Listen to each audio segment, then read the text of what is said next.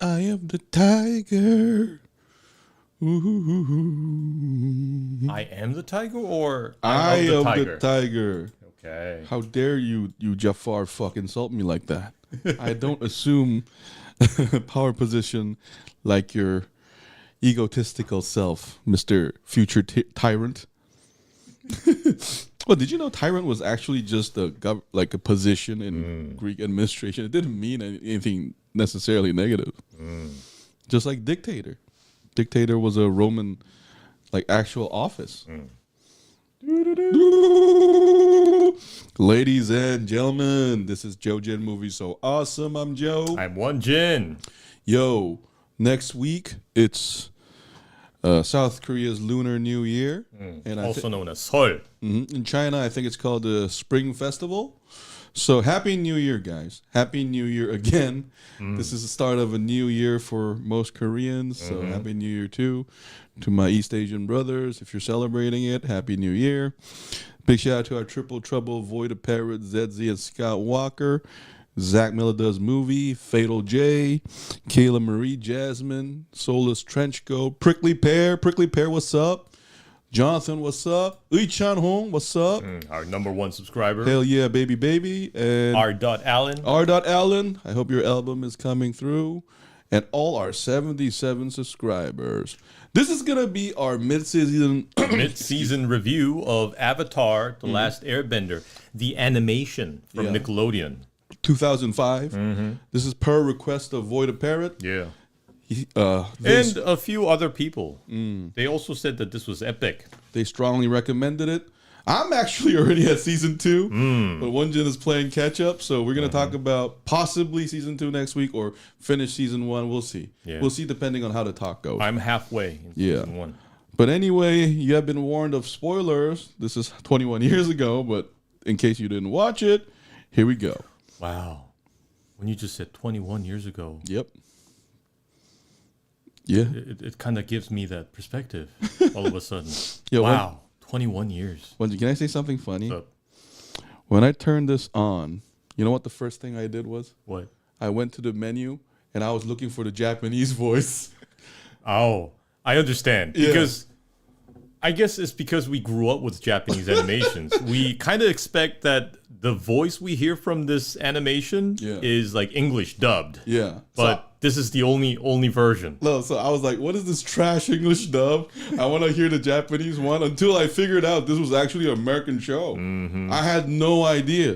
Guys, I want to be very clear. I knew nothing, absolutely nothing about Avatar Airbender before I watched this season 1 and 2. Oh, what's up, ZZ? Oh, what's up? What's up? Nice. You like the decoration? Thank you, ZZ. I rearranged some stuff. That was all Won-Jin, by the way. I helped none. I got my books here, so it makes me look smarter. Yeah, my contribution was nil. I had a whip on my hand and said, hurry the fuck up. But anyway, back to Avatar. Oh, what's up, Void? Void, what's up? We're doing this for you, man. And goddamn, yo, Won-Jin. Yo, Won-Jin came up with the title, Dalai Lama meets Shaolin. But you know what our second choice was? Like, marvelous East Asian culture appropriation. So, no, but I thought Won-Jin's title was better. Yo, I thought this was fire, man. Yo, I gotta be honest. I know what you mean. You know, this, you know what I respect about this show? Just the purity, the simplicity. I think One Piece is a great comparison to this too. You know, getting to know these interesting, colorful character. And one thing I can tell is this is very well written. That's what I can tell. And one thing I really like is like the old vibe. You know how it's the aspect ratio is 4:3 before the 8, the high definition TVs. And I love those like points where there's supposed to be a commercial break. Yeah, I love how it resumes after the commercial. I love the backgrounds of it too, where some backgrounds it's not gonna move. Yeah. Whereas some drawing they're gonna move. So that's nostalgic, and at the same time it kind of bothers me because I I say this every time I watch like modern animes and animations, but I can tell which part was like cost saving and which part was getting that extra budget. You know, there are like certain action sequences where there's like a slow motion of Aang making some like cool move and stuff. I can clearly see the line between like low budget mode and high budget mode. So the quality overall, I wouldn't say it's very consistent, but I guess the writing makes up for all that. Well, I think this only works. Episode 10. Well, I watched the entire season 1. Joe finished season 1, but I'm catching up. So, Void, if you want to talk about everything, that's fine. But when is he going to play catch up anyway? Yeah. Wait a minute. Episode 10 is the one where they meet this like radical, like terrorist kind of guy, Jet, who becomes like super radicalized because his family was killed. So this is like the point where it starts getting a little dark and heavy. And I like how it's dealing with these like very serious real world issues in the form of this animation. I gotta be honest, because Void said it turned dark last week too. But can I be honest, Won-Jin? It's not dark at all. Like for me, like because Gundam is dark. Like Gundam is dark. Because I feel like this is like rated PG. Yeah, at least we didn't see anybody like die screaming, saying, I don't want to die. No, can I be honest? Like Katara, she has control of water, right? If this was dark, you know people are made out of water, right? She can just explode people. That's like the boys. No, because I'm saying... That's what's the blood controller? What's her name? Yeah, her name. I forgot. From Gen V. Oh, no, what was her name? No, but I was trying to demonstrate that, like, for me, dark is that level. You know, because... in Gundam, they go, Yamete! And they burn to death and shit. So that's dark. No, but I mean, I think we shouldn't call it dark. I think they touch on adult themes. How about that? Because it never gets like super violent or anything. Because you know, there's no like, there's also very like no sexual tension. Yeah, I mean, come on, they're kids. No, so that's my point exactly. Like, so there's the teenage romance going on. And it's basically these teenagers learning the world. Because remember, Aang just woke up from the ice. He's 12. And Katara... He's 112, which kind of makes him a pedophile? Really? Does it? Should I go there? No. I'm sorry, guys. Yeah, that was... he's 12. Yeah, that's dark, man. That's dark. That is dark. No, but I'm saying like Zuko, Katara... Saka and all of them are leaving their comfort zone and experience the world. Yeah. So that was a charming part. It gives me a lot of Dragon Ball GT vibe. You know how like the young potential warrior. Yeah. No, not young potential warrior, but you know how Goku becomes young again in Dragon Ball GT, and then his granddaughter and Trunks, they all go on a journey. It kind of feels like that. And another thing I like about this is, you know how the old cartoons and animations, like each episode has its own like start and finish. Yeah. I like how every episode, episodic, how every episode has like a very clear event that happens and gets resolved, and still the overall story progresses. You know, I usually look at the graphics a lot, but this time the story was too captivating. I didn't even notice. Yeah. Joe just made a prediction. Oh, Void, you're talking about the water, ain't you? Yeah, I got a feeling that was gonna happen. Oh, really? Is that gonna go like all full R-rated now? I think because Marie, that was her name, yeah, Marie. Well, you know why I think that way? Because it is in season 2. Spoiler alert. Okay, Won-Jin. Like Katara can heal people, so I just assume that that's because, I mean, the show doesn't say anything at all like this. Okay, I just assume that's because it's water. So she can. So that's what I thought. Like, then why can't it be used offensively? So that's the thing. Oh, but I gotta praise the character design and their arcs too. Because first of all, when I first met Saka, I was like, "You're fucking useless. Why are you in this team?" And then once I was done with season 1, I fell in love with the characters. They're very endearing. They have, you know, they have great design, great voice actors, great lines, and great like conflicts. And you can really see the Aang gang really come together as a family. So it's kind of a very classic animation. Yeah. Very classic. And kind of funny. I like all these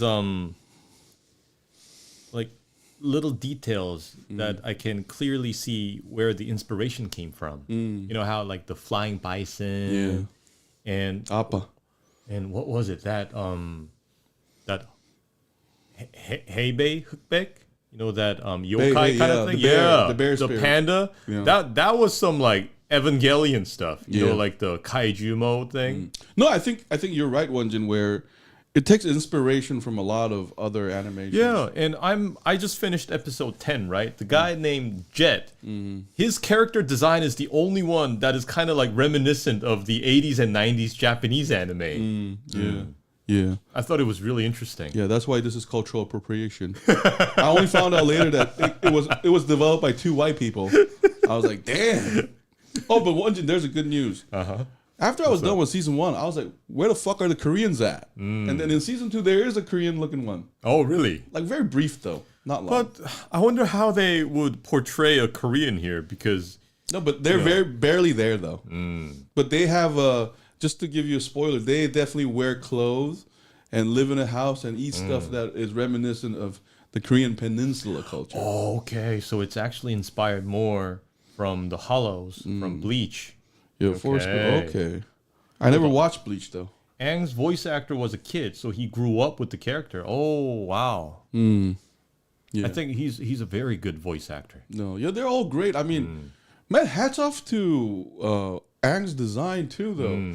Whoever came up with the idea of placing a fucking arrow in the head of a monk should get a raise, because it does not look awkward at all. Yeah. Every time it shined, I was like, "Fuck yeah!" I'm like, where did that come from? Did he tattoo it on his forehead or something? I think so. Huh. No, but the bigger question is who tattooed the mooses? And I was like, the flying bison. Yeah, I was like, damn. That's a big ass arrow. Yeah. No, but Appa was really likable too. I mean, now that you mentioned inspiration, we can always say that came from like Totoro. Yeah, Totoro. You know, the cat bus. Yeah, yeah, just the likable animal companion.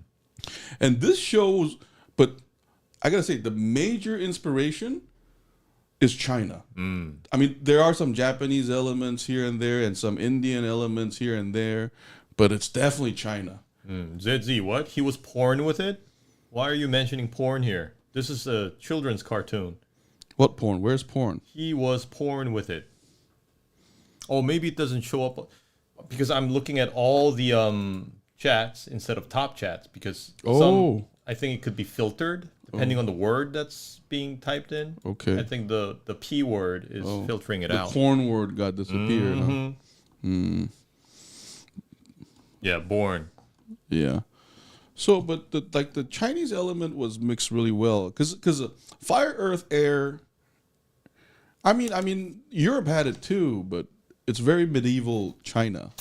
A lot of Taoism shit going on here. Yeah, and a lot of like the like inspirations from monks from Tibet because we learned that this avatar is not a character; it's more like a role that is passed down in generations. Reincarnation. Yeah, and it's reincarnation of the previous avatar, which is very Dalai Lama. Yeah, definitely. Yeah, for people who don't know, Dalai Lama means ocean. It means ocean llama. The lore is Airbender gets a tattoo if they make a novel contribution to airbending. Oh, okay. Wow. Well, that wasn't even in season 2. That must come in season 3. Because I'm almost done with season 2 too. But I do like how they use those elements to come up with themes because it makes total sense that Fire Nations are like the ambitious ones. Yeah, and it also reminds me of the Miyazaki Hayao, like the Castle Laputa. Yeah. And these guys are supposed to represent like industrialism. And how metal and fire are portrayed as evil. Yeah. Which is actually not just East Asian culture. It's a perennial thing. Like in every culture, remember how in William Blake's poem, like the chimney is described as the evil. Industrialization is described as evil. Whereas the other nations facing Fire Nation are, very tribal maybe, very in tune with nature maybe. Yeah. And Oh, but man, Won-Jin, I can't tell you the What? season 1 ending. Then I can't talk because I'm gonna ruin it for you. Yo, I'm gonna get there soon. Yo, there's a kaiju moment that you're gonna love. Oh yes. Yeah. Hell There's gonna be kaiju. It was also funny since you mentioned kaiju. You know how Roku's dragon comes to pick Aang up in episode like 6 or 7. That dragon is a combination. It's like a hybrid of Asian and Western. Yeah. Dragon. I thought that was also pretty interesting. No, Won-Jin, you mentioned a great point. One of my favorite is these animal designs. They combine animals that are like, they have like duck bear and cat bird. Duck bear. Yeah, wolf bats. So they combine all these animals together. Like these faunas are all, I don't know, it's almost like a primordial soup came up with them differently. Oh, Ainu and Inuits. Since you watched season 2, Joe, you must finally been introduced to you-know-who. But I haven't finished season 2, but I'm almost close to finishing it. But if you're referring to someone's sibling, yes, someone's sibling. The only reason why I watched season 2 quickly is because of that sibling arc. And Void, when you said you're gonna like a character, were you talking about Uncle Iroh? Because I love Uncle Iroh. Yo, Won-Jin, who was your favorite character so far? Besides the main characters, Yeah. My favorite is always, I think, the uncle that you talked about. Yeah. Because that's also like a trope. Seemingly lazy old man who's hiding like real serious power and expertise and experience. My favorite part was when he kind of intervenes when the General Zhao and his nephew was fighting. Yeah. And another thing is, the moment I saw Prince Zuko, I knew he was going to join the good side later on. By the way, in season 2, he hasn't done that yet. But he's dropping hints that he's trying to turn good. And this is something we saw in Dragon Ball all the time, like Piccolo. Yeah, it happens all the time. You become best friends. You used to like try to fight each other to death. So in a way, like just like Dragon Ball. Wait a minute. You may be able to spoil the story because I've seen the live action version and I already saw Zuko fighting his father. Yo. Have you seen it? Does that? You mean the flashback? Is it the flashback? Yeah, it's the... I don't think so. Zuko doesn't have a wound yet, right? I'm not sure because I kind of forgot the live action, but I do remember clearly that there is a fight between Zuko and his father. No, but that happens in season 1 here too. It's Really? a flashback. It's Uncle Iroh telling the troops what happened to Zuko, why he is that way. Okay. No, but you know what's funny? Just like Dragon Ball is about Goku meeting more and more sociopathic people. Because every new saga, in the early sagas, they used to turn good. But also it's about power inflation. Yeah, but we already know that, but I'm thinking later, it becomes difficult to convince these sociopathic motherfuckers. Only choice is annihilation. Yeah. He did have a wound, and we found out how the wound was made. No, he has a scar on his left side. No, but in season 2, Zuko becomes more likable. Like he was already empathetic in season 1. Yeah, but we do get the hint that he is empathetic, and he also has a potential for redemption. Yeah, no, but season 2, it's definitely going that angle. But back to season 1, like it's kind of like Vegeta from Dragon Ball, if you think about it. Piccolo rival and with Vegeta, Aang. yeah. Void, the live action deviates from the original in many ways. It's kind of butchered it. Okay. Because I haven't seen the live action. You're talking about the live action series, right, Yeah. Void? I've seen the live action series, but so far, up until episode 10, the animation is better. I agree. The animation is better. Oh, and you know what I also liked about the animation? It fucking moves forward. Every time I heard the end credit, I was like, fuck yeah, let's go next. No fucking, what will happen next time? Oh, will Goku and the By the way, survive? yeah, that's Dragon Ball Z. I was like, which was a nightmare. Okay, yeah, because I liked it when it was just done. Yeah, and we move forward. Man, whoever made Dragon Ball Z as an animation should. That's revealed in episode 12, Joe. Okay, so it was in season 1. Okay. No, because we do get Zuko's backstory later one day. And we also get to meet his sister later. And his sister is a little different from him. Let's just put it that way. I think I've also seen that in the live action version. Possibly. He does have a sister. You know, the very fact that I don't remember much from the live action means that to me it wasn't very impressive. And the guy who plays Zhao, you know, General Zhao, he's the bad guy from the first Rush Hour movie, Juntao. Okay. It's that actor, that guy. Well, no one gives a fuck about General Zhao. I'm sorry. Oh, shit, is that a spoiler? Like, because I'm already in season 2, so no one gives a fuck about Zhao. But I do want to. I haven't met Ozai yet, the father of Zuko and Mei. Oh, but I do, and I gotta praise the design because I think Won-Jin, you were talking about, you know, inspiration. But Yeah. they hybridized it so well. It's so I mean, at least it looks seamless, and I think it works because it's animation. Maybe that's I haven't seen the live action, so like maybe that's a challenge when you put up those different colors on the real screen. You know, one thing I can like praise about the live action version is the actor who plays Aang. He fits the description pretty well. Oh, really? Yeah. What about Katara and? I don't remember what they looked like. Okay. I already forgot. I don't know. I don't remember. And I like the, you know, because and I like the theme too. Like, so Aang is Airbender. He's joined by Waterbender. He's gonna get joined by Earthbender too, in season 2. So that naturally leaves Zuko, the Firebender, to join him, right? So I like the theme they're going for, where each elements are not mutually exclusive. They have to be understood together, and that's also like a life lesson. Yeah, you know, you can't just define something and push it away. That's why his job is to bring balance to the universe. I mean, the world.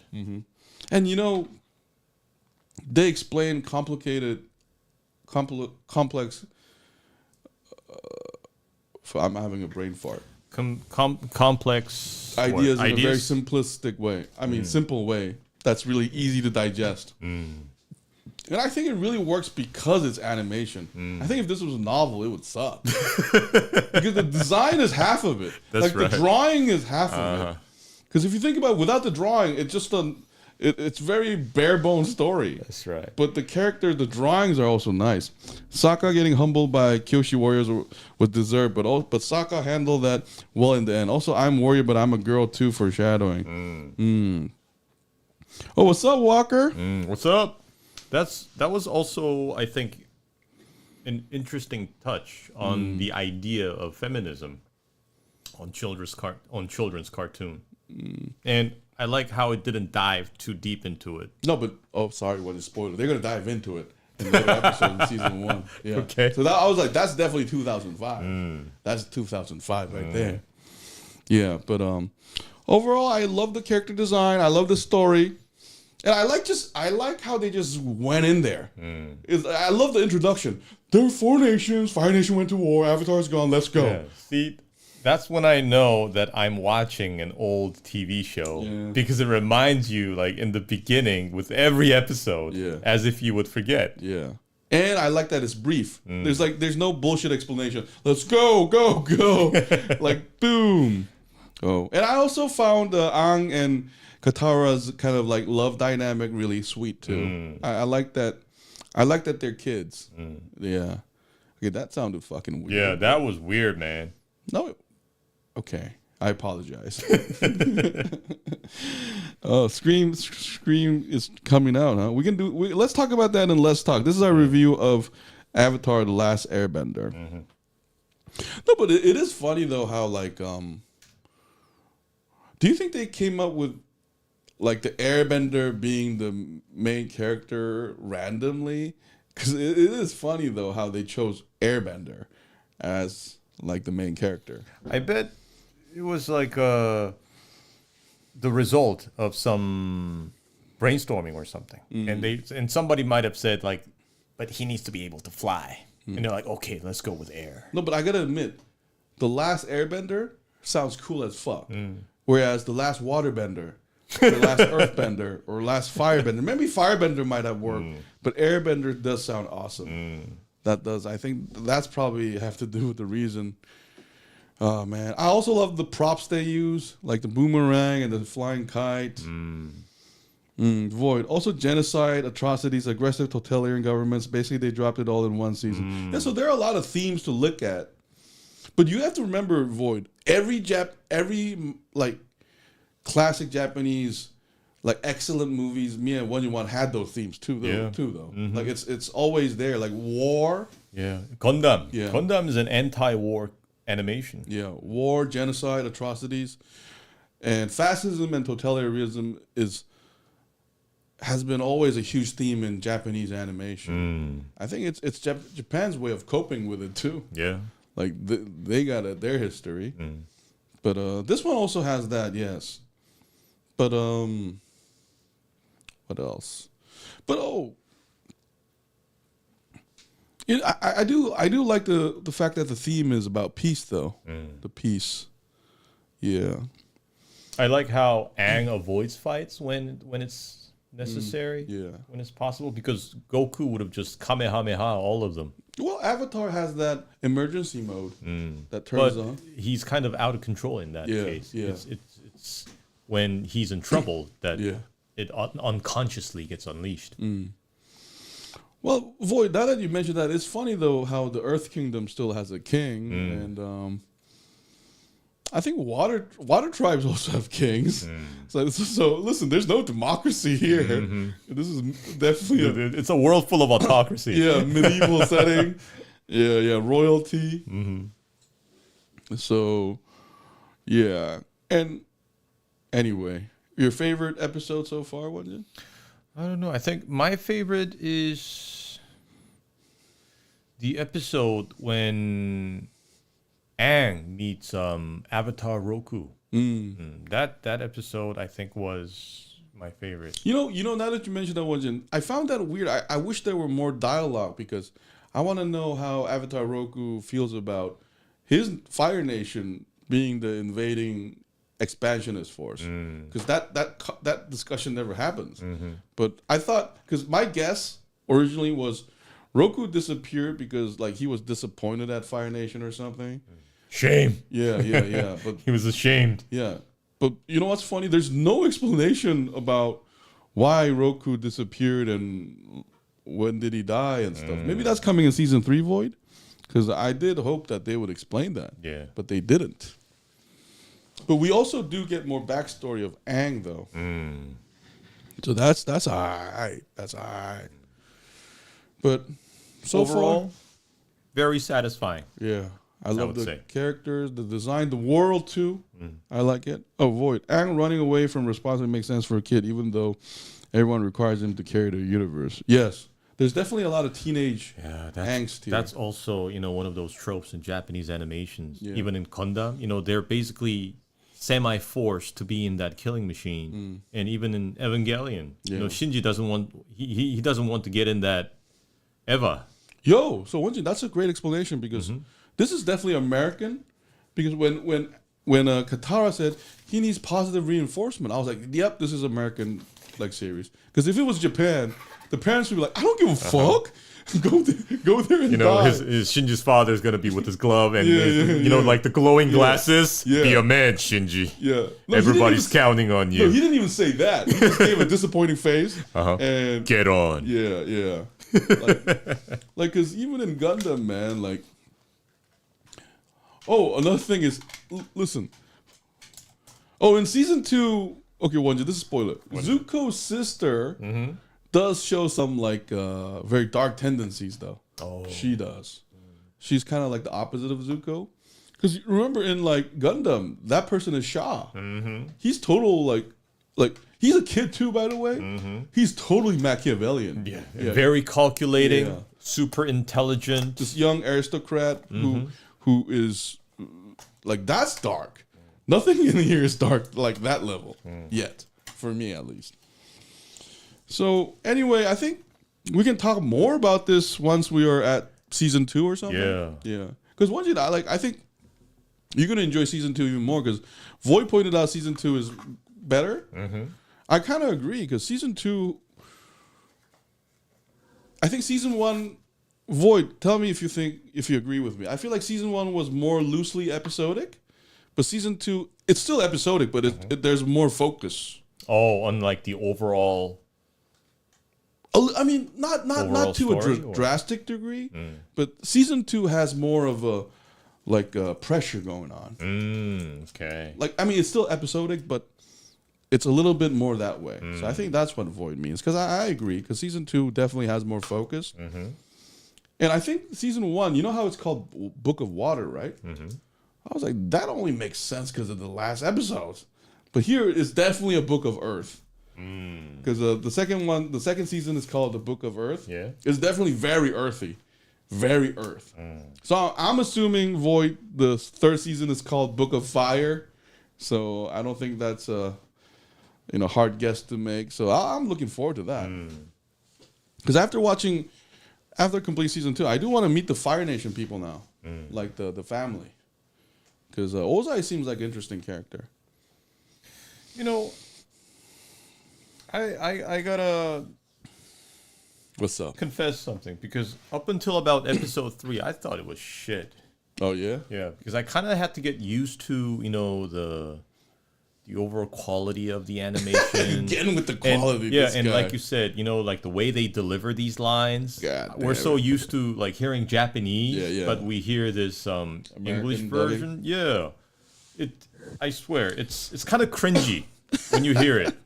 I don't know if you guys understand, but if you watch like Dragon Ball in Japanese and then you listen to it in English, it just sounds so weird. I'm gonna beat you, Goku. I'm like, whoa. It sounds so horrible. So up until, I don't know, maybe episode 2 or 3, I was like, I don't know what the fuss is all about. It's like, what's up with all this? It's not really delivering the promise. So after that, though, it started to, I guess, like pick up, and I kind of grew to like it more. Yo, and now I think it's very well written. Yeah, fuck your visual bias, man. Fuck you always do that. Yo, but remember, it's a visual medium. That's true. Yeah. So you, of course, I have to pay attention to it. Yes, you snobbish fuck. But anyway, where were we? Yeah, it got my attention from the first episode. No, but Zezzy, for me, I fell in love with it when the fire guy started riding rhinos. I was like, fuck yeah. And then they brought tank. Like, when I saw the tank, I was like, okay, let's get down to business. Because the only thing missing was, like, people getting crushed by those. I really wanted to see that. Like, and another thing, Won-Jin, now that you mentioned, there are some stupid things, too, though. Like, why are you in a tank and throwing fireballs? Like, what? Look, it's like, Won-Jin, I have a question. Like, you know, he knows more about this than me, engineering. I have a question. If you can develop a tank, can't you develop also artillery? Yes. Like, yes, right? It's like, that is more efficient than your fucking hands. And why are you walking around with lances? Yeah. No, I have a question, Won-Jin. Shouldn't there be like a firebender in there where he puts the fire in, but the Gatling gun automatically fires fire? Like, at least that kind of like sophistication, right? And one's like you haven't seen this yet, but in season 2, the Fire Nation brings an even more advanced weapon. So I was like, if they can develop that, why the fuck are they throwing fireballs? Like that was the only. I had a very similar question when they had that giant ship that had like what the catapult, the hatch, that massive hatch. Like gets lowered, as if it's like a spaceship from the movie Dune. Yeah, I'm like, so they have that technology and they still fight with like Super Mario fireballs. I was like what? What's up? Oh, look, at least listen, Won-Jin, it would have been more convincing if they had like a fire arrow machine, like a gigantic one, like the one we see in Romance of the Three Kingdoms. I mean, because this is fantasy, so why not? But they're throwing catapults and shit, and in a bunker they're throwing fire. I was like, Void. Oh, yeah, everyone agrees that the first 3 episodes were the weakest. Those 3 and episode 11 are consistently rated low. Okay, wow. Really? Okay. No, but Void, you know what I find interesting about your comment? Like, there are episodes to episode rating? Wow. This must have some, like, diehard fans to do that. Yeah, I guess. Yeah, remember episode. That's probably why they came up with the live-action movie and then the TV series. I had no clue, but I think there's, like, a strong... like group of fans. Yeah. So Won-Jin, I only forgive the Fire Nation because I'm assuming this is some kind of steampunk thing going on here. You know how like in steampunk you have these like technology that don't make sense, but some that are archaic. So I'm gonna assume that because Because when I saw Fire Machine, I was like, what the fuck is Earth and Air and Waterbenders doing?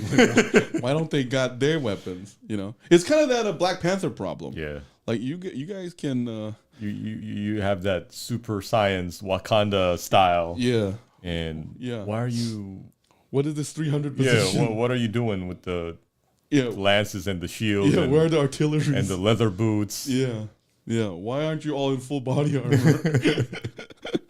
But anyway, I guess we have to pass giving a grade to this, right? Yeah, this is mid-season, but I would still give it like an 8. 8? So far. I'm gonna wait. You know what? I'm gonna hold off because I think I should grade it once you finish watching the season. So next week we're just okay, guys. Since there's a lot of episodes here, next week when we talk about this, I'm just gonna let Won-Jin and me freestyle it.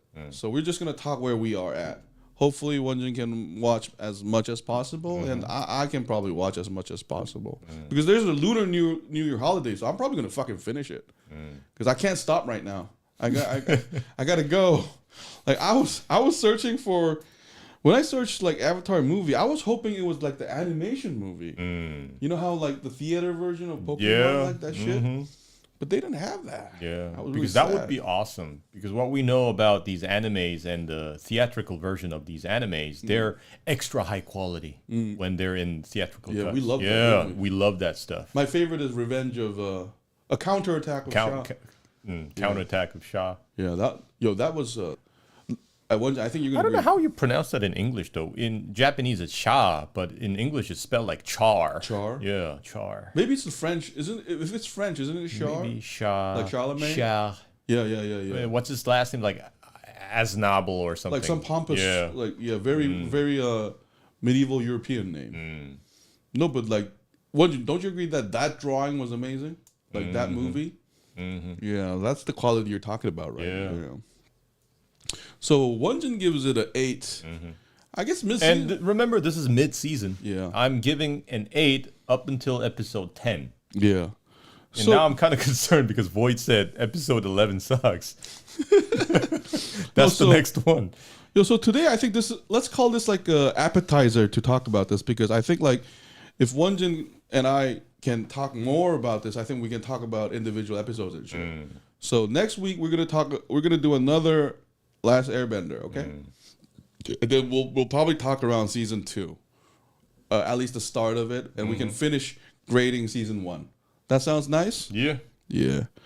All right, so we're gonna take a short break, guys, and come back to talk about Carpenter's The Thing. Yeah, I watched it. Yeah, this has been Joe J Movie So Awesome. I'm Joe. I'm Won-Jin. See you guys in a bit. Bye. Bye. Oh, the music. Yeah. You know what? I liked Zuko too. Actually, you know, my second favorite character is Saka. Yeah, like I like how competent he is. Like, you know how, like it's kind of like that that Arrow guy in Marvel, Hawkeye. You know how he has no superpower basically, but he's hanging. But he does his job. Yeah, exactly. Yeah, I respect Saka that way. Exactly. Baby. Same time, same site. Breaking down shows, breaking down your favorite fights. Plot holes, cameos, twist that we clock. Subtitles scroll while we talk that talk. From space sagas to small town drama, we got jokes, hot takes, zero karma, armor. Jojin movie so awesome. Hit play, lean back, no problem. From 1s to 10s, we score 'em. If it's trash or a gem, we want 'em. Jojin movie so awesome. Jack going wild when we're talking. Every Saturday we on it. Jojin movie so awesome. 1 to 10 scale, that's the verdict. Give it a 6. Yeah, the chat say we heard it. 10s get cheers, 1s get roasted. Screenshots fly, whole feed reposted. We pause for the plot, laugh at the logic. That one weird scene, yeah, we still on it. Korean banda, English slang in the mix. We switch, we flip, code switching real quick. Jojin movie so awesome. Hit play, lean back, no problem. From 1s to 10s, we score 'em. If it's trash or a gem, we want 'em. Jojin movie so awesome. Chat going wild when we're talking. Every Saturday we on it. Jojin movie so awesome. Then we slide to the let's talk section. Anything, everything.